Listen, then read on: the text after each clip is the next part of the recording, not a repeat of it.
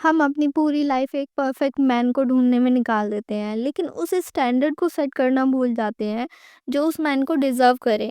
We have been condition to think कि अगर हम ज़्यादा एफर्ट डालेंगे, थोड़ा चेज़ करेंगे, थोड़ा और कॉम्प्रोमाइज़ कर लेंगे, तो शायद वो मान जाएगा।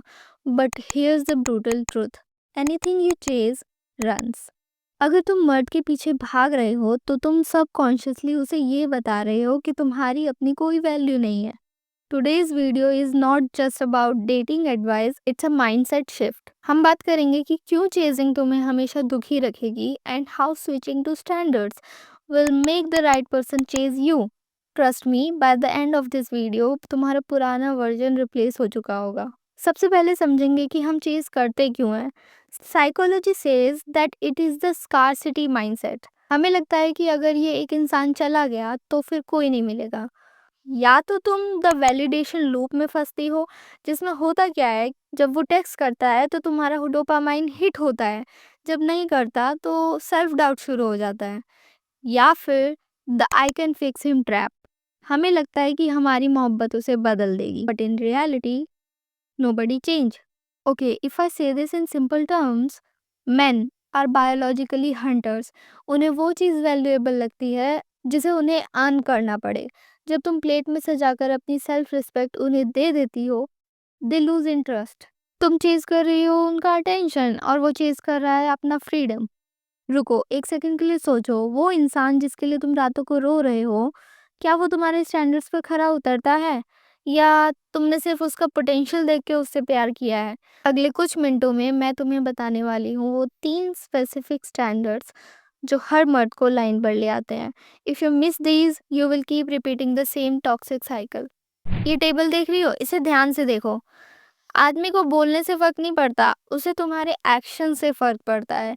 If a man disrespects you and you stay, you are teaching him that disrespect is okay, because in men's psychology a man respects a woman who has a world of her own.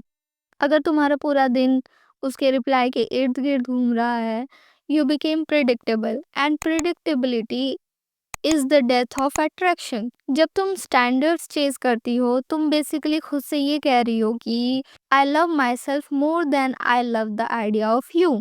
Now this is magnetic, right? तो standards set कैसे करें? ये 3 चीज़ें note कर लो।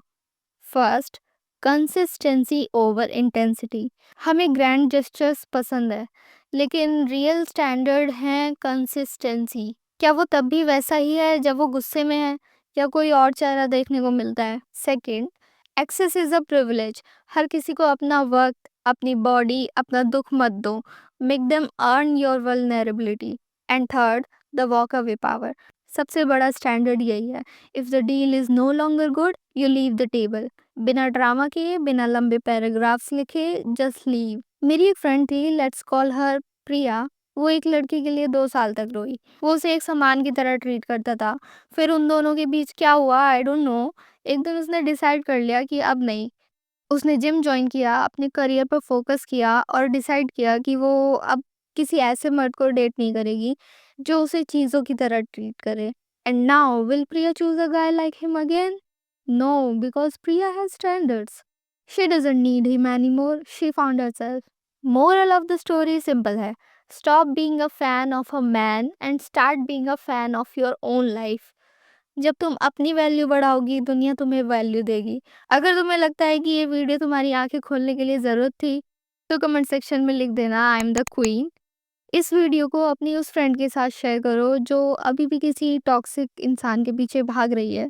और ऐसे ही self growth content के लिए सब्सक्राइब बटन को हिट करो। अगली बार मिलते हैं, तब तक stop chasing, start attracting. Bye beautiful souls.